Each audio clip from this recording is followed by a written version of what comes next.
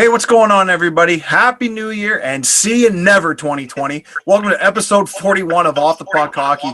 I'm your host, Tyler Fines, and you can catch Off the Puck on Rogers TV Channel 20 every Saturday night at 9 p.m. You can also view our live recordings on Facebook, YouTube, Twitter, and Twitch. Just follow at Off the Puck Hockey for dates and times. Check us out.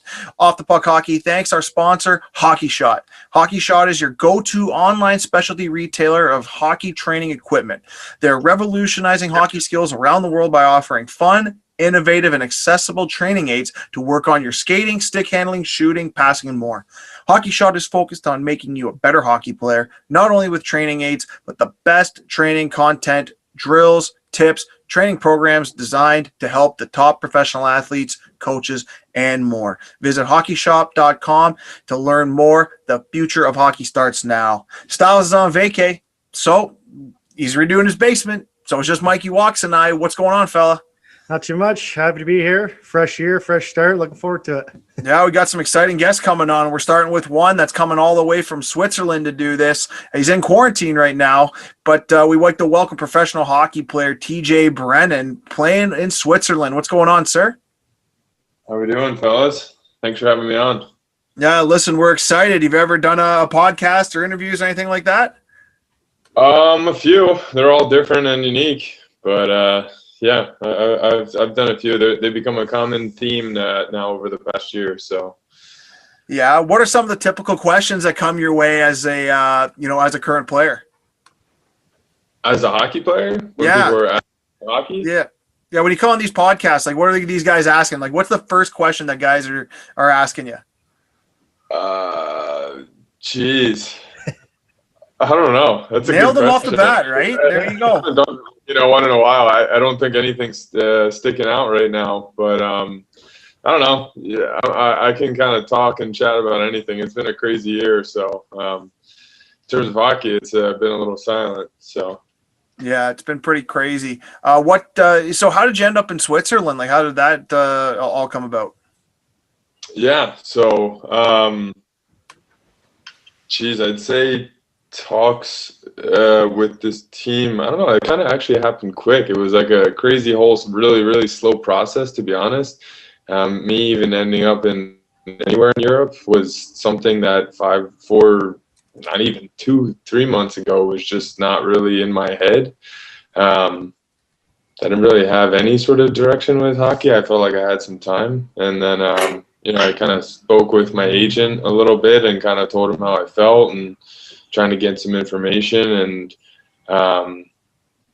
next thing you know, he's talked about a couple opportunities and it sparked my interest. And, there was a lot of thought that went into it, but then like when he told me that there was a good opportunity here in Switzerland, it's tough leagues to get into, and that I would enjoy it. I was like, you know what, I can ask around and talk. I talked to some of the coaches, former player, but at the end of the day, like, you got to go and find out. So it felt like it was time for a new adventure, and here I am. Awesome. So DJ, I just want to kind of touch in briefly here, like you talked about not doing a whole lot. These junior kids now with COVID and everything being here, how much of a difference is it looking at what their new training camps and regimes are to what it was back when you played junior? Oh man, that's funny. I guess I'm on the butt of those jokes now. I guess the back in the day now, right? Like, wow, that's sooner than I thought, but totally like see the other side now. Nice. Wow, back in your day, you guys were there for 2 weeks. Oh my God. Yeah, that reminds me of this thing that I think Eric Weinrich, my assistant coach in Portland, he gave us a piece of paper that was the 1967 Toronto Maple Leafs training camp tests, like physical condition. Like, it was like I think it was the letter that was sent out to everybody that was attending training camp. And it was like 50 push-ups, 50 sit-ups, 50 squats, come in expecting to get in shape. Like, it was like, dude, this is hysterical. But like, at the same time, like, that's just how it was. And it's like almost like they were more men than any of us. Like, probably just two complete extremes. But sorry. Anyway, it's like funny seeing the evolution of that. But yeah, I guess I to be honest, I've kind of been focused on myself, and I've followed the NHL. Obviously, I'm aware that it's come back, but like the actual guidelines of NHL training camps and everything. To be honest, I'm a bit foggy on what the actual, what it is, but I know it's like short and quick, and things are happening somewhat fast because they feel like they got to catch up and get things started, which is great. But I don't know. I do find that things would probably go back to somewhat of normalcy next year. But then again, if things go really well, I don't see why you would change something. Yeah. I don't know. How have you been staying in shape? It's been, I think for the first bit, I was staying in shape, and then I went through a period where I was like, screw it. Just gonna take some time off. And I don't see I genuinely don't have a good enough reason to keep, to keep on training and trying to keep elevating. So I'm gonna take a break. I feel like I actually might not hurt myself, but my attention needs to go elsewhere and into other things that are important right now. And then I kind of picked it back up a little bit when I felt like,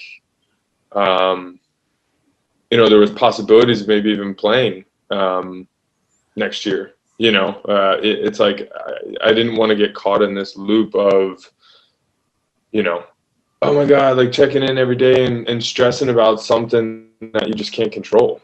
Thoughts about playing in the AHL maybe next year. That's kind of where I was just leaning back because that's what I've done previous years. But like I said, I didn't really say it, but my mindset was I'm pretty open to anything, and as far as things were going, European leagues were starting, KHL, Germany, they were kind of ahead of the curve there, at least compared to North America. And I don't know, I kind of just thought about it for a bit, and I was like, that's interesting. And so I kind of had more of a reason to not more of a reason, but getting in shape and, putting forth really good committed effort towards working towards a goal, and it kind of developed. And then now that I've been in quarantine, it's been crazy creative, get in shape style. It's awesome. It's actually awesome. I love it. I'm freaking Rain Man in here. Jail style? Oh, dude, just it's man, imagine having sorry, I think my thing just went off. Imagine having a full year just doing nothing. It's your mind will go crazy, but if you use that to your advantage, you could come out of there with a crazy a whole new way to play hockey or something. I don't know. Yeah. Did you ever see yourself playing in Europe? So for myself, it was always a possibility. It was always something I knew I would just get to at some point, but then as you go, it's you kind of not necessarily get caught for lack of a better term. You're just kind of in routine where it's all right, things were solid in the AHL for me. And of course I wanted to play in the NHL, and, you kind of not necessarily fight that battle, but you keep working and trying to find solutions to stuff. And, I kept getting jobs and had opportunities to get jobs. So it was nothing was really wrong until, not wrong, but I was pretty good. And then last year, 2 years ago, it was kind of my heart didn't really feel in it. I don't know if it was, it was tough to know. And then I was maybe I'm just going through a phase. And then last year, right before COVID happened, I started with the Lehigh Valley Phantoms. And I felt I was ready. I was man, I got to have a comeback here, blah, blah, blah. And not blah, blah, blah. I made a full commitment. I was man, I need to figure this out. I in my head, I think I'm one person, but I don't think I'm that person out there on the ice anymore. And I need to figure this out and have a real sit down with myself and get through this, get back on track, and work towards goals. Just simple hard work. And I was kind of committed to that. Then I went to the season, and it just felt like everything was against me. But it was I'm not playing this victim card, and there's a whole story to the year, which then led into 2020. And, I could just feel change happening and coming. And, now fast forward through 2020, which, geez, we could sit there and talk about so many events. Oh, God. Yeah, absolutely. Like, man, freaking, sometimes I think about it, like, especially recently, I'm like, man, I wish I've been trying to record what actually happened from basically the middle of last summer until the end of even just call it hockey season, which to me, that's when things started getting not necessarily crazier, but like just this string of events. And then just from the hockey side, I'm like, crazy story, just almost an unbelievable story. But hey, I feel like so many people have those kinds of things in different ways. So it's like, I don't know, maybe no one wants to hear it, but anyway, fast forward that all the way to now. And when I knew hockey wasn't coming back, I had to like mentally let it go. I was like, I have other things I need to focus on. First off, I'm not going to focus on something I can't control. And second off, like, hockey's just not coming back for a while, and everyone needs to adjust. And the faster we can adjust to that, like, not necessarily the happier we'll be, but like the more normal things will seem or be, or you can, I guess, kind of be happier. Like, that's what I truly believe. You can be at like peace, and that was not an easy process. And then kind of came back and kept in touch with my agent over stuff to try and get information and let go, and then kind of started picking back up, talking to him. And then next thing you know, a couple teams in Europe were interested. And then here I get this opportunity with Terrigal here. And, I'm like, oh, I guess this is what the process has been. So I still have no idea. I've met some of the people, but I've had to be in quarantine. So there's a lot of unknowns still that go all with it. So you haven't met teammates. You haven't met anybody. It's like Walk's team down there in Port Dover. He hasn't met any of his players. He doesn't know. We haven't been on the ice since last season. You haven't touched the ice at all? No. Sorry. Yeah, Mikey Walks is a coach here. He coaches down in where he's from, Port Dover, and his team hasn't been on the ice since last March. Like I said, they don't even know who he is. They don't even think he's the coach. Yeah. I mean, it's crazy. Like it's crazy. I don't know what it's like in Canada and how strict everyone was.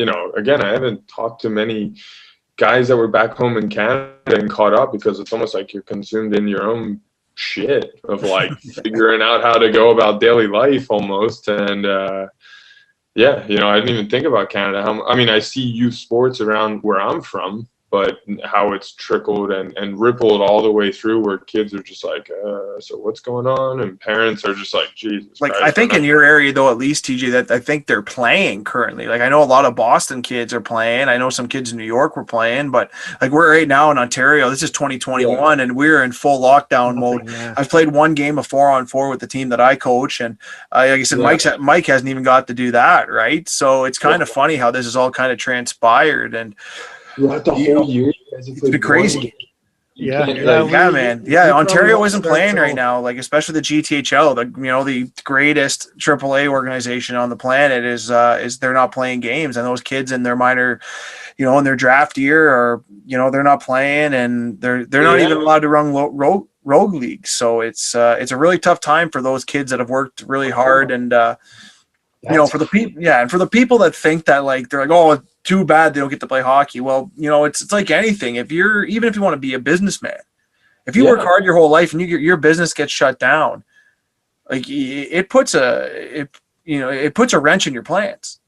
And for some of these kids that are actually good and have some money coming to them, this is tough. I mean, dude, it doesn't matter what age you are. If you've been working at a dream your whole life and it just gets taken away, or you have to now deal with this seemingly unfair adversity, like, that's pretty screwed up. Some people aren't going to, like, when you started, you played in the with Philly, right? That the junior Flyers, and then you get drafted. I want to talk a bit about how you went from the Philadelphia Junior Flyers to the Q. So man, a little background here. I can rant, so please pull me back in. No, guys. I got you. Yeah, pull me back in. But Honestly, man, I'm a journeyman. It's it's been a crazy ride. So I didn't know it was happening like that. I just kind of had to trust and have a faith in it all. But I actually played with the Little Flyers. So there's like a junior Flyers program. There's a Little Flyers program. And I played 1 year. I played junior A with them when I was 16. And did you move? Sorry to cut you, but did you move from New Jersey to play for them, or is it close enough that you can?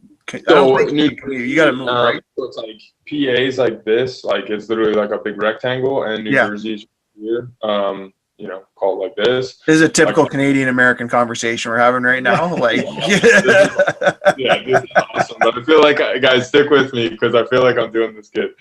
So it'd be like, I live like the city of Philadelphia is like right on the, across the border from Jersey or across the river, right on, the edge of Pennsylvania. And I live like very close. Like people from my area say you're from Philly all the time.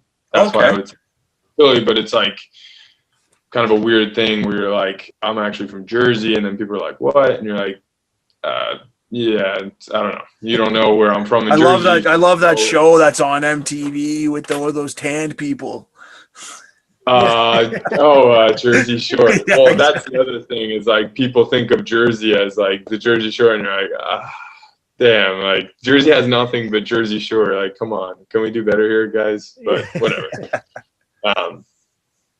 Sorry. So anyway, I was playing I played local till I was like 15, and I always played like up age groups, but I don't know, we were just kind of like my father never played hockey. No one in the family ever played hockey. So it was kind of, like I said, just like a whole new thing. And I even look back now and talk with my dad about it. It's like, we didn't know what we were doing. Like, how do you like trust someone? Like, I know you were pretty good, but like, I don't know. How do we know what team to go to? Like, I don't know anyone. I don't know anything, so a lot of trust and stuff going through that process. But I had an opportunity to go and play for this junior A team, the Little Flyers, and I was like, sure. So I went and tried out, made the team, and that was a pretty good season. But I actually got noticed to go to the Quebec League the summer after that first year from a guy that was like a general manager of the rink that we played at. There was like 4 sheets,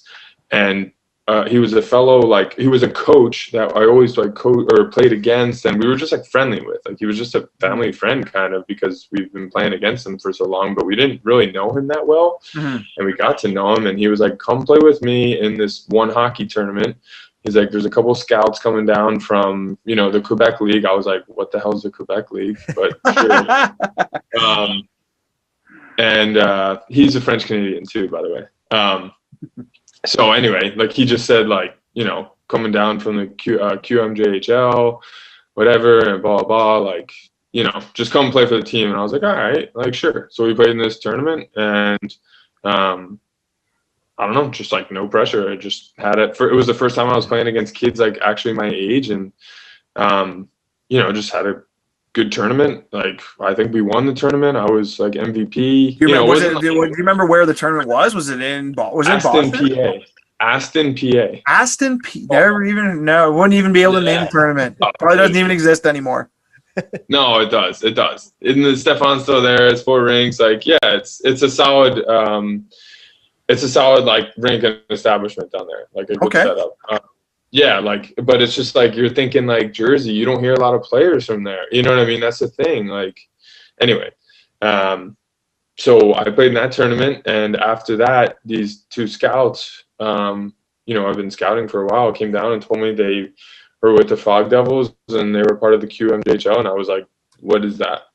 What is this Fog Devil you speak of? Yeah, what do you, what's the deal here? Literally when they were talking, when my mom and dad were with me too, literally after the championship game, we were just talking to them, and they were telling us, and I was like, I didn't say anything. I was just like, I'm not really sure what you guys are saying, but I don't know what to gauge any of this. They were like, oh, we've heard of some players, and he named players, and the only one I even recognized was Sidney Crosby. And I was like, oh, I think I heard of that guy. And, played in here. I was just so naive.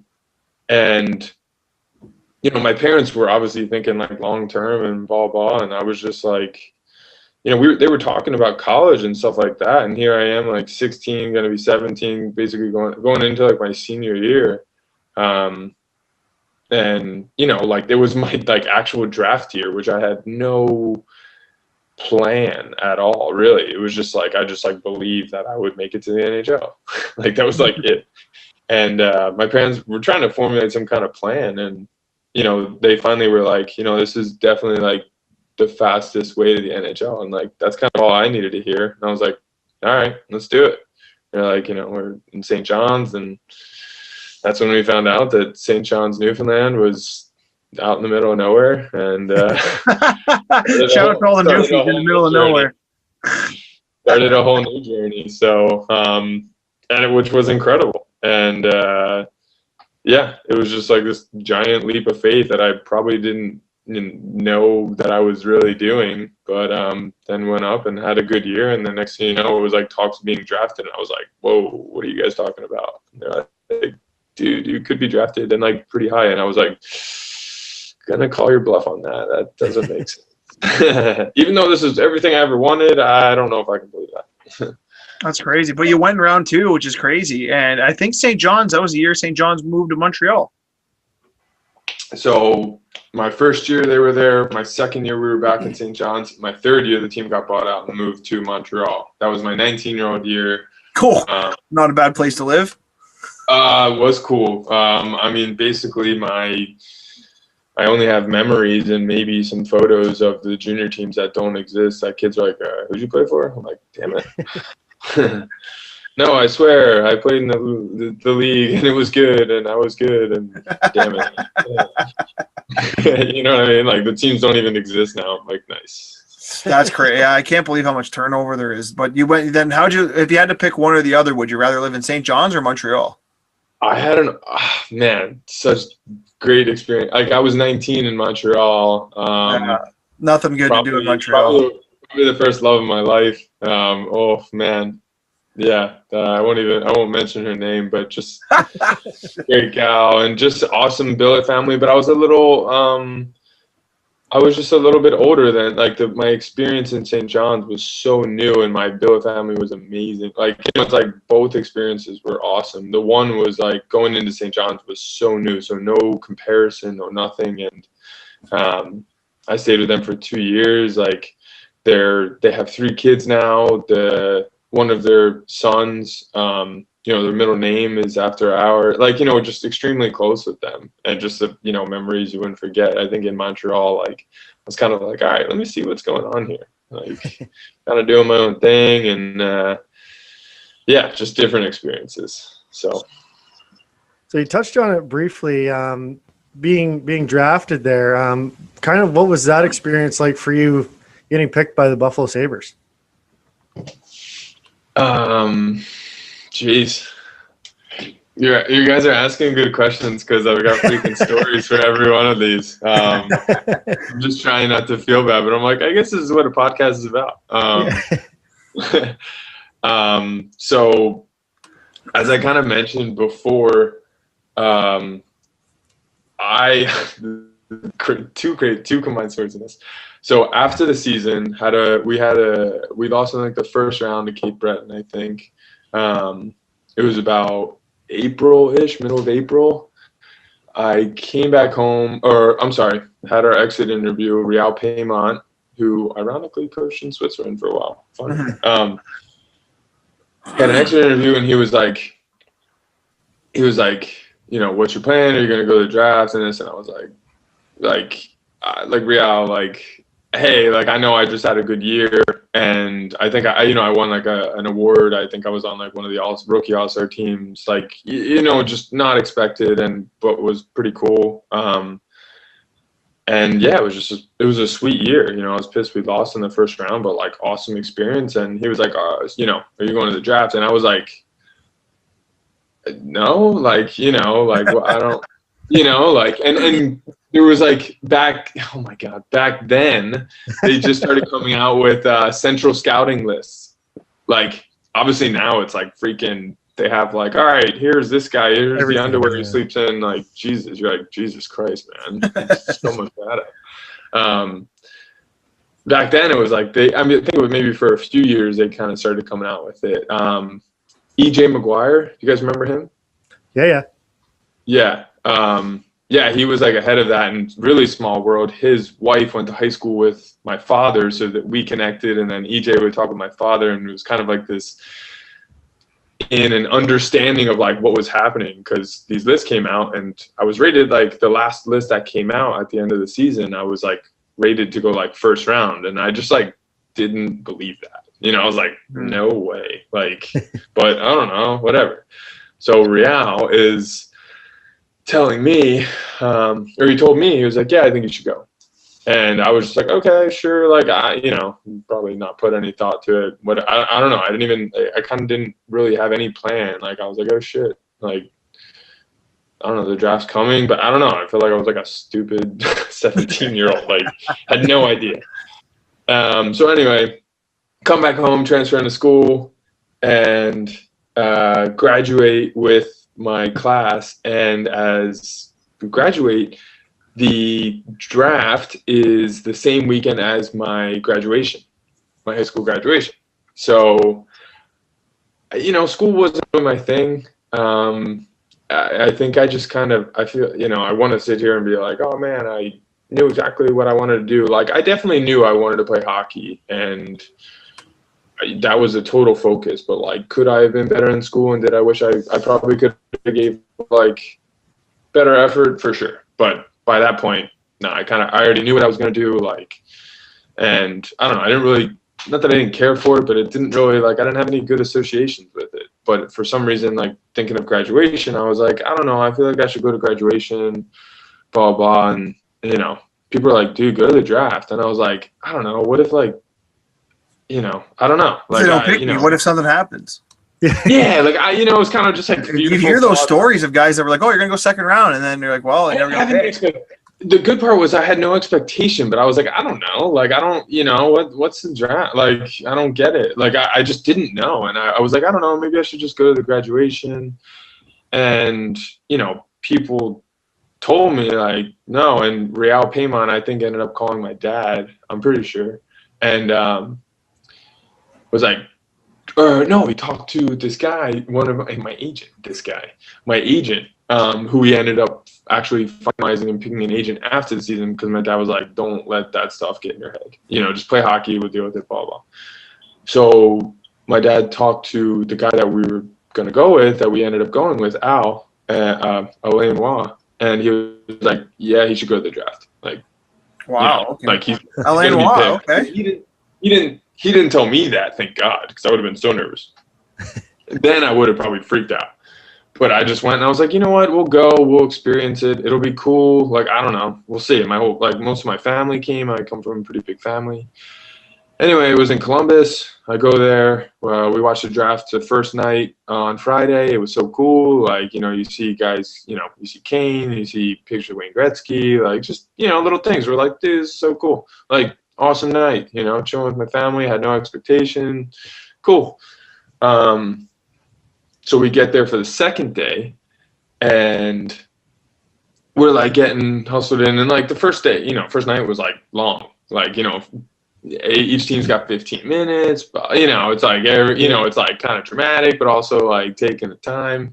So I think it starts at like 10 or whatever the next day. So we're like just getting in our seats, like, and there's probably like 8 of us. It's like my parents, a couple of my sisters, I think all my sisters actually, brother-in-law, just like, it was kind of a bunch of us. And we had like a group with like my agent too. So we're not even like settled in, and they're like, Buffalo Sabres are on the clock. And like, you just kind of heard in the background, and we're just like, all right, like kind of trying to get ready. And they just like walked up, and I didn't notice this. And do you remember who walked up to you? No one walked up to us. I'm just saying they're walking up to like, or no, they didn't even walk up. I'm sorry. They didn't walk up. They're just like, I think they just said it from the booth. I don't remember exactly what happened. Literally, I don't remember, because I was like, just, we were kind of trying to get situated and settled. And I just remember my sister kind of jumped up, and she was like, oh my God, they called your name. And I was like, and I went and like, all my mom wanted, all she noticed was everybody that hugged their mom first. And of course, and like that's all I wanted to do. But the moment caught me by such surprise that I ended up hugging her last. And I was like, damn it. Like, I feel so terrible. Like, because we had no idea. And I had no idea. And next thing you know, we're just like, I'm in shock. And I honestly don't even remember who came up to me or what happened. And I just remember then going to the table down there and talking to Lindy Ruff and James Patrick, Darcy Regier. And my cheeks were hurting so much from just like constant smiling. It was like crazy. I was literally just like in awe for the next couple hours until like all the press and stuff was done. And I was their first pick that year. Like, not that, there was no bragging. I was like, dude, you just took my thunder. I was coming at you with the stat. I was coming hard with it. I was like, did you know, like, you were basically their first pick, and you know who went down about 12 picks after you? He's pretty good. It's PK Subban. PK Subban. Still think that's all you got to do is hold that over his head. You're good. Still think I got more potential than him. I'm a late bloomer. You're 31. I'll catch him on the back nine. You can still break back. I'll catch him on the back nine. That's right. Hey, we got something else in common too. He lives in Jersey, so. Yeah, that's right. Yeah. Oh, yeah. That's right. He's in there with his mom. He's looking up. He might not be following the things I do on the ice, but off the ice, he's like, let me see what that kid's up to. Yeah. Like, that's a pretty good draft. That was a Patrick Kane's draft, and Riemsdyk's draft, Couture's draft, McDonough's draft. And you're one pick out of first. Like, they took Nick Ross in Phoenix. They should have taken TJ Brennan. You would have been in the first round. It was like funny. The next day, my agent told us that like St. Louis, because like I think there was 2 or 3 teams that had like 3 first-round picks. St. Louis was one of them. I remember them. And he said like there was a couple teams that were thinking of taking me like the last like 4 or 5 picks of the draft. Like that was a possibility. So he was like, this is all set after everything's all said and done. He was like, so I was a little nervous on Friday night, if it was coming or not, and blah, blah, blah. And I was like, thank God I didn't know that. I think I would have gone crazy. But my whole outlook on the draft and everything, man, is it's like, not that I wish I could have a do-over. It's like, it was such a cool moment for those stories and stuff like that. And there's more that came with it, but it's like, man, not all it is, but it's like, it's just an opportunity and, for the next step. Like, I think I probably soaked in that a little too long, not necessarily that, but like after I got drafted my next junior year, like, I think I thought I was better than I was. And like kind of forgot to keep doing what got you there. And now I look at players that like keep rising to those levels, and it's like, I respect that. I see that, especially at young ages, because I'm like, I don't know, like, of course, it maybe, like you sit there and look at it and it's like, I don't know, I was doing the best I can. And sometimes stuff doesn't like work out the way you'd hope, but like, I don't know. It's also like, I was like, I just can't believe when you go into like the draft there, especially walks. Like, I didn't know this until like literally right now, that if you actually go to eliteprospects.com and click on the draft, that gives you the entire list with the stats. So it's not just the list. So it shows like Patrick Kane's played. Yeah, I didn't even know this till like a couple minutes ago. Right. I'm trying to find. I was looking up one thing. There's one thing I wanted to find out. I wanted to find out when you got drafted to Buffalo, who was on that team. And ended up bringing up the entire thing. And I'm telling you, man, like, you look down the list at some of these guys: Bertuzzo, Yannick Weber, like going late in the rounds. Wayne Simmons, we were talking about him off air. Like 13 seasons in the NHL going, and it just blows your mind at the draft and how good some of these kids are going to be. And talking about kids in the draft, we got a pretty important tournament going on right now in the World Juniors. What's the vibe like over there? I know you're in quarantine, but like, Swiss is over there and they've had a pretty tough go, but have you discussed the draft or the World Juniors at all since you've been there with anyone? I've kept some, no. The answer is no. Yeah. Like some of my friends back home have like keep up a little bit, but like it's different times where I'm from. World Juniors is not a thing unless I'm out there like, you know, really keeping tabs, which I have, but like it's been kind of busy over the past, you know, week or two since in quarantine. I kind of keep up and see that. I think what is it now? It's US it's who is it? Canada's playing Russia, and then US plays U.S. playing Finland. is it Finland? Yeah, Finland. Yeah, because Finland scored the late goal the other night. In overtime, right? Yeah, late goal. About 20 seconds left in the game. Yeah, so. that's right. Yeah, but yeah. Dude, I some of these think they kids are changed so it to good. reseeding They're so now, though, good. didn't they? Oh, I'm really? not sure. Yeah, I have to take a look. I'm not sure. I think Yeah, I they think probably they got reseeded Canada's got to be it. playing Finland, I believe. I'll have to get the. Yeah. Oh, they Right. reseeded. I don't know. I thought it was set up there that it was Canada was playing Russia. I don't know. This guy, why is he making? Yeah, he's making me think. Yeah, no, it's Russia. That's right. It is Russia. Oh, okay. Come on, Canada Mike. versus Russia and Stop US versus making. Finland. Yeah, I got my notes here. At least I saw that, but I'm like maybe they There's no changed way it. I'm wrong. That's what I saw. There you go. Dude, some of these kids are so good. They're so good. Like it's crazy. I watch them and I'm like, man, you guys are so good for like 18 years old, 19 years old. Like that's crazy. You know, like they're 2000 birth years, you know, like 2000. Well, we were talking about that off air before you joined us, and we were looking at the draft that obviously just happened. You got Cole Perfetti, Quentin Byfield. Canada's got 19 first rounders, right? And you're looking at the list of guys, like especially in your draft that were drafted, and you're kind of like, it's a tough league to make. Like that's a lot of good hockey players on one team, and not a lot of these guys are going to get their opportunity. You know, I want to talk just a little bit about your first opportunity when you got the call to go play in the NHL. You know, what was that like? And you know, kind of walk us through how it happened, if you remember. Sure you do. Yeah, sure. So that was my third year. I was in Portland for the first 2 full years in the AHL, and then we moved to Rochester. The team moved and switched affiliates with Rochester. That was my third year, which was my final year of my contract. And started the year, and I think in like November, I was playing a lot better, and I ended up getting a call, and I got a call that I was called up, and I was like, oh man, they're like, I don't know if you're going to play, but I was like, dude, whatever. Like, I'm pumped, you know, like just getting that call was awesome. Funny, quick little side story. I ended up like, I think I just got Twitter and I like tweeted about it. I was like, sweet. And got in trouble for that. Not trouble.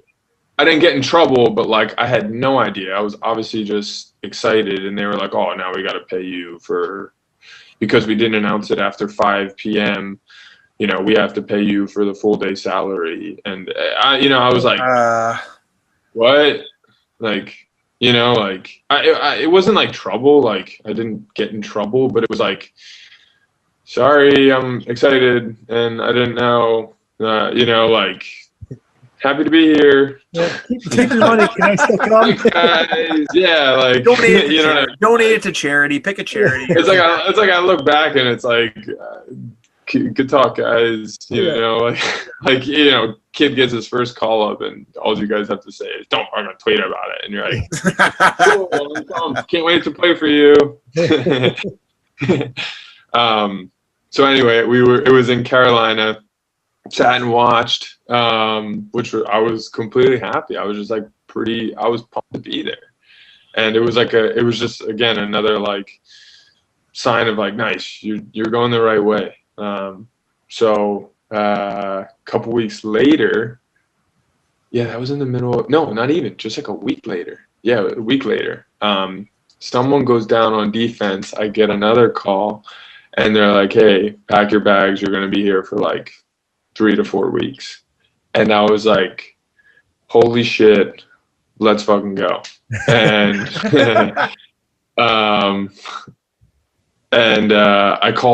I think I called my dad. My whole family, luckily, throughout my career, has like come to me. It's kind of been like somewhat of tradition almost. They've come and we've had like American Thanksgiving wherever I was usually, which has been super nice of everyone. And I think it's like a trip for them too. But they were already had plans booked to get up to Rochester. Well, I obviously just got called up and was going to be in Buffalo for that. So they had to change their plans. Obviously, they were more than willing to do that. And they ended up coming to my first game, who we ended up playing the Boston Bruins, the defending Stanley Cup champions, and a little inside background to that call-up, which took a lot of pressure off me, was that was the first time, I don't know if you guys remember this, that was the first time that the Sabres and Bruins were going to be playing each other since Milan Lucic hit Ryan Miller. Oh. Do you guys remember that? Of course. Yeah, that was big news for a bit there. I mean, it was just like it's kind of like a random moment in, NHL history, but it was definitely like Bruins are definitely the big bad Bruins. Milan Lucic literally just ran over Ryan Miller because he wanted to. Like, you can watch it, it's like there's no YouTube effort. it anytime you want. Yeah, and there was this beef because nobody on the Sabres went and tried to fight Lucic. Nobody went and did anything about it. So there was like all this like beef and buildup about this game. So for me, like playing in my first game, I was like, nice. Like all the pressure is like on that. You know what I mean? Like I'm just kind of chilling here and get to play like pretty free. And when we played, I think we lost we were up 3-1. They ended up tying it like late in the game, and we lost in a shootout. And so that was my first NHL call-up, which you got a goal. Listen, you played 11 games that season. You got a goal. Talk about the goal. Yeah, a goal. The goal was in that game. There you go. The goal was in that first game. So total out-of-body experience, like just ridiculous moment. Never forget it. Yeah. Puck just I kind of creeped in somewhat backdoor-ish. Puck bounced off someone's skate, and I saw it, whacked it before I could think, and saw it was going in before before it did go in, because Tim Thomas had no idea where the puck was, and I didn't even know. If you actually watch a replay, I'm like, I don't even know how to celebrate right now. I actually can't fathom what just happened. And it was cool because my family was there too, and that was cool. I had a couple more chances and a few more games I wish I buried, but it was kind of one of those things. Like I played, and then I was kind of limited on ice time. Like that's where I'm like, I wish I capitalized on a few opportunities, because maybe it could have went different. But like also I started not playing as much, and then it was kind of like a numbers game. They're like, oh, we're going to send you down, and just this whole situation that I probably didn't really understand. Gotcha. I kind of want to touch on just quickly before we wrap things up here. Just Adam's not here to do it for us. He's a big Leafs fan. Where Finds and I are, it's kind of Leafs Nation. You had the opportunity to play for the Marlies as well as the Leafs. Kind of, what was that experience like being in Toronto? Excuse me, you address him as leading scorer of the Marlies? Well, that too, yeah. Which is insane, because that is not an easy team to do that, especially if you look at the names of the team there. I don't mean to correct you, but that would have been two of the 3 years, but no, no big deal. No, I'm just kidding. Honestly, guys, Toronto holds such a place in my heart. Like, I just came to this point in my career where I could luckily choose to where I wanted to go, and I chose to be with Toronto because every time I played there, I just like felt this like amazing energy, and like always the games were so intense, and I was like, man, I love it here. Like, it's so much fun. And I've been to Toronto, a few times and just had a great time. And the guys that were on Toronto, I met them off the ice, and they seemed like great guys. I was like, I want to be a part of that. I want to be, what's going on. And I absolutely fell in love with the city. I wish I played more for the Maple Leafs, but at the same time, the Maple Leafs were pretty stinky, and the Marlies were really good. So I kind of had a lot more fun doing that. But, it was awesome. Like Toronto, like I said, it holds such a great place in my heart. And it was a tough chapter to close because I felt like my career, it was like a personal reason to leave, which was tough because I felt like, again, I see Toronto now and I'm like, man, that would be awesome. I'd love to like somewhat, and not that I'd love to be there, but like, they're so, it's the center of the hockey world, I don't know, like you're just, and some people, obviously that has its toll. For someone like myself, it's not like I'm getting publicity, like the Phil Kessels and stuff. I'm sure like Austin Matthews. I'm like, dude, I wonder what it's like there for that kid walking around the city or something. Like, yeah, because like TJ, it wasn't like you were like a scrub, man. Like you were putting up points. Like, you look at your stat lines, even playing with Lehigh, you're just under a half a point a game or point a game guy. And, I've always wanted to ask this, and I think you're the perfect guy to ask is, why couldn't you stick? What was the difference between you and the next guy to compete in the NHL and stay there? Because you can clearly play there. You can clearly play there. I know I've talked a lot, but this question, man, you could have a long conversation on this one because it's something. Oh man, there's no answer to it. It's whatever answer you're okay with. You know what I mean? Like I have my bullet points and my, it's like I personally need to like move forward from that, but I also need to learn, and no one's gonna come and tell me like, oh, it was actually these 3 reasons exactly. Like I would ask those questions and you'd hear different things, or you'd be like, I don't really believe you. Are you actually telling me the truth, or are you just getting me out of your office? And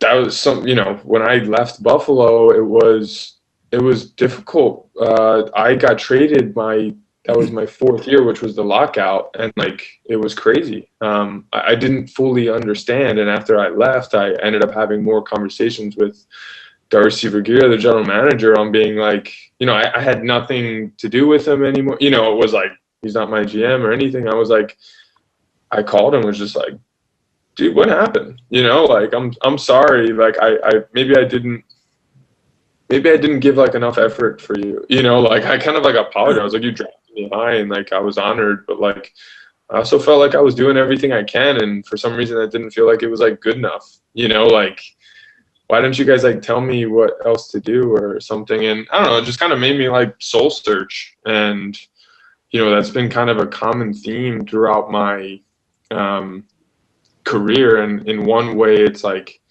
not necessarily depressing, but it's like kind of letting go of my dream of like playing in the NHL. But it was like, I don't know, I of course I would love to sit here and be the best D-man of all time, or in the Hall of Fame. Like I don't know if I set that intention. Like I wanted to get to the NHL. I was a kid from South Jersey that loved hockey. Then when I moved to Canada, not only in junior, for juniors, I fell in love with Canada. But then when I lived there in Toronto, it was like my home.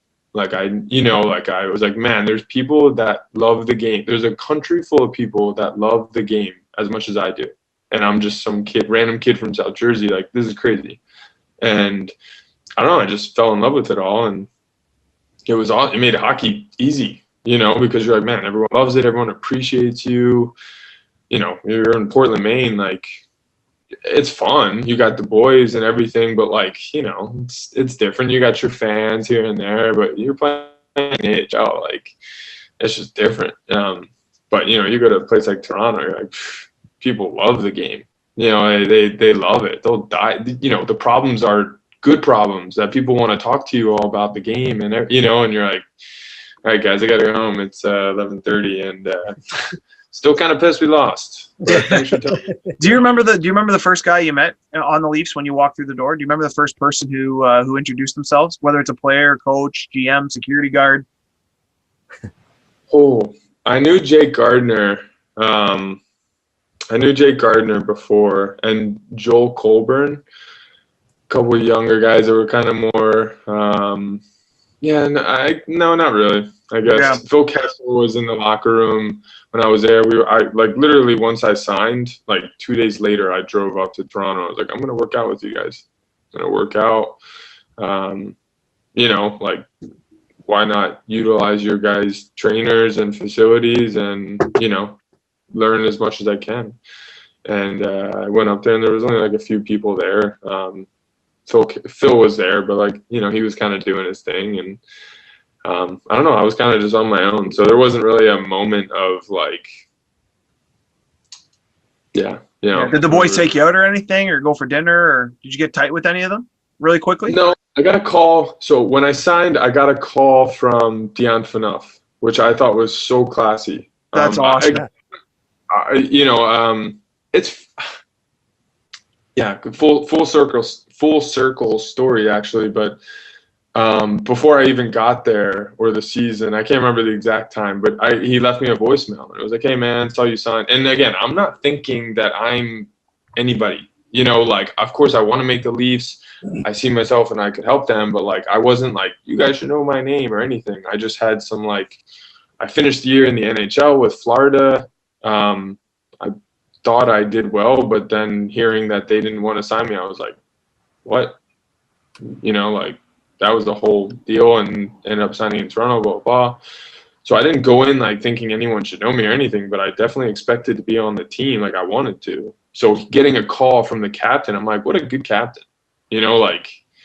Calling, reaching out to me, some, random guy he doesn't need to. And I was like, nice. He makes me feel welcome.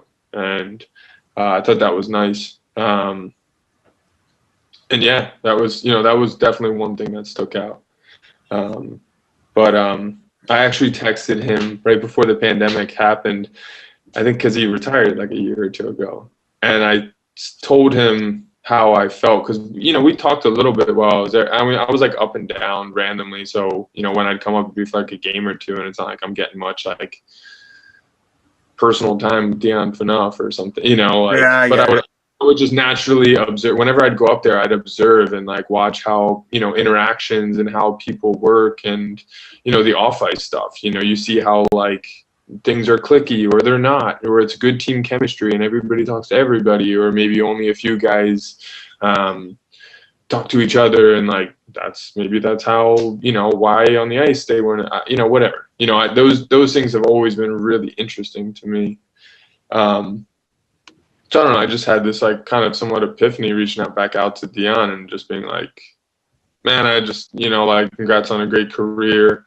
And, a couple things that stuck out to me were his green synergy that I copied him. That was such a staple with Dion Phaneuf. Him being the captain of the Leafs, what an honor. That's just such a cool thing. I told him that, how classy I thought it was when he reached out to me as a nobody, basically. I don't know, that he just had a bunch to be proud of. And, I got a pretty quick response, not expecting to, because I don't talk to him, and it was nice. So it was just good for him, and you know what? Good for you for doing that. I think that's such a classy thing to do. Shows a lot about your personality, and and like I said, I know we wish you the best, and we were almost finished up here, but I got a couple more for you. You made the move to Switzerland. Obviously, you haven't been out. You're in quarantine due to COVID and stuff like that. But have you been what have you been taking out? Have you guys been getting food delivered to your apartment? How's that work? Yeah, good question. So there's someone that works for the team that helps and kind of drops off food, and then I'm pretty sure there's a couple apps. I haven't had to need the apps yet, but someone's kind of gone to the grocery and helped me out. Brought the food over and dropped it off. Definitely going crazy inside though, man. It's nice to talk to people at least a little bit. I try. Well, you're welcome to give us a call anytime, man. I'm always here doing nothing. I'm sure now you got walk. I'll grab your contact from all. We can always talk hockey. I appreciate that. Yeah. No, it's good. It's honestly, it's good time, good self-reflection time too. So I'm trying to take advantage of it, but a lot of unknowns in the future. Again, I wish I could talk more. Everyone from the team seems nice so far, but it's I haven't met anyone in person really, except for a couple trainers. And any issues with the language barrier yet? I know you're not really communicating, but have you ever run into anybody where you're just like they don't understand you or you don't understand them? That's a good point, man. I mean, even the people like that are here, like right away, they're like, "Oh, my English isn't great," and it's way better than they think. But like, there is like, it's like I've even had to make adjustments already, where it's like, "Oh, nice." Like I have to make sure I'm talking slow, just so they can understand, and like I can understand their English. Like, and that's just like. It's just a thing. Like, I don't know. I asked the coach before I came over. I'm like, so do you guys like speak in English? Like, I can't believe I'm like asking this, but like, not I can't believe it. I've thought of this stuff before. I've always thought of like, players that come over from Europe that like maybe their English is kind of and maybe you have a little bit of a hard ass coach and here this the coach is screaming at some kid that like doesn't know English and he's like fuck. People could just get like in such a bad rep for that, and you're like, well, it's just a simple miscommunication right there that like now this player doesn't want to play for this coach because he can't communicate to him, and the coach has no idea that the kid probably feels that way, like just like because the kid's 20 years old and doesn't know how to communicate. Just not funny, but like it's crazy when you think of that kind of stuff, how that can happen. Kids going over to play junior. So for me now, I'm in the minority. I need to learn the German, and I'm out of my comfort zone in that, which I really enjoy humbling myself. So, or at least I try to. Well, I can tell you're going to have a blast over there. And like I said, when you play Davos, you got to give the coach a little jab for me over there. And you get to, like I said, I'll tell you, I don't know if you've looked at your unis, but you guys kind of look like the Valdor. You'll be right back in the queue. Yeah. Yeah, a little different, eh? Oh my God, Valdor. Jesus. Yeah. Oh, the Fleurs. Yeah. We'll see. I'm excited to kind of get to see the rink, get a feel for everything. So, yeah. Have you seen pictures and stuff like that at the rink? I'm assuming. And who's your agent? Elaine Waugh. Elaine Waugh. Okay. Yeah. So I've seen some pictures and stuff, but like I also know like some of that stuff. Like I'd rather like. I don't know. Sometimes I'm like, maybe I should do more research or something, but I'm like, I kind of like experiencing that, like, firsthand. Like, all right, cool. This is what the rink's like and all this. Like, I don't know. Those are fun details. Those are like exciting. And then you get to know the ins and outs of stuff, and pictures are good, but like, I don't know, kind of experiencing it in person is better. So, I don't know. Maybe sometimes that feels like a little more old school mentality. It's kind of like dating apps or something where you're like, you get to know like this person through a text, and it's like everyone can kind of be like smooth, and not everybody, but like it's kind of easier to be smooth and not as vulnerable over a phone and a text, and to kind of fall in love quickly like that. So I don't know. That's why I like to kind of leave it for the in-person stuff. Well, I think you're really gonna like the league. It's a pretty, like I said, there's gonna be some good hockey there. I'm sure you'll meet some great people, and more importantly, get like I said, just to keep playing the game. And you never know what'll happen. Like I said, what are you still 30? What are you 31? Yeah, that's a good point. Sorry, definitely. Feel like I've been a bit rambly, but you've been great. I'm honestly fully excited. Like I said, there's an area of unknown, and I know in my heart that that's normal, and that will through time be, light will be brought to it. But like other than that, like I feel like I'm in honestly the best shape of my life. Like without playing hockey for so long, I've been able to not only like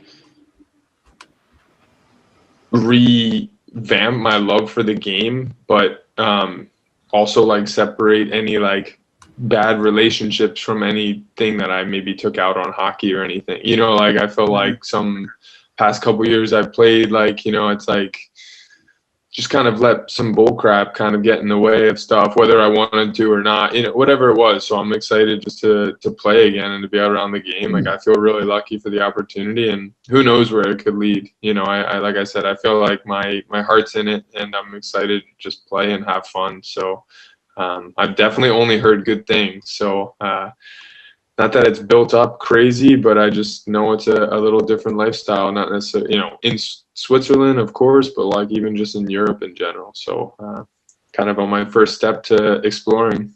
So good for you. And like I said, we wish you the best. And like I said, it's going to be an exciting time for you. And when does quarantine end? When can you actually get out and start experiencing the city? Yeah. Where is the city as relative to Switzerland? Do you know at all the geography? Yeah, so it's in like I have done a little research. So I'm in Tergau, which is like an hour like west, little north, I think, of Zurich.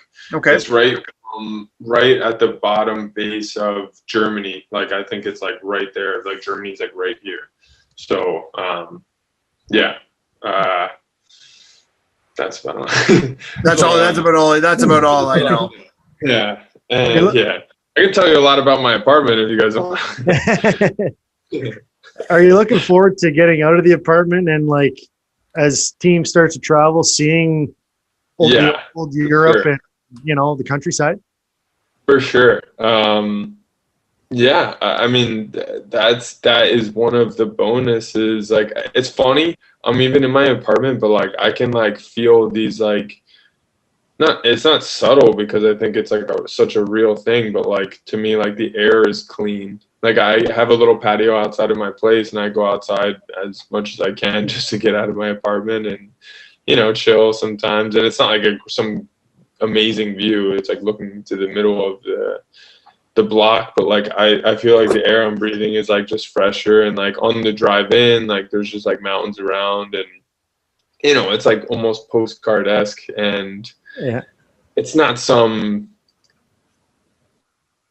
I don't know, it's just like if you're surrounded by that for a period of time, like it's gonna change you. Naturally, like it's gonna slow. To me, it's like people that live on the water. It's like there's a reason why like life is moving a little slower, because they have just this natural like humbling thing right there, and it's just gonna influence you. So, to me, I'm just excited, and I think that takes time. But like I said, like like you were saying, the road trips to different cities and exploring, like I don't know, that's all the fun stuff that I'm like, I know only through time it's gonna just it's an adventure, so it's gonna be a new journey.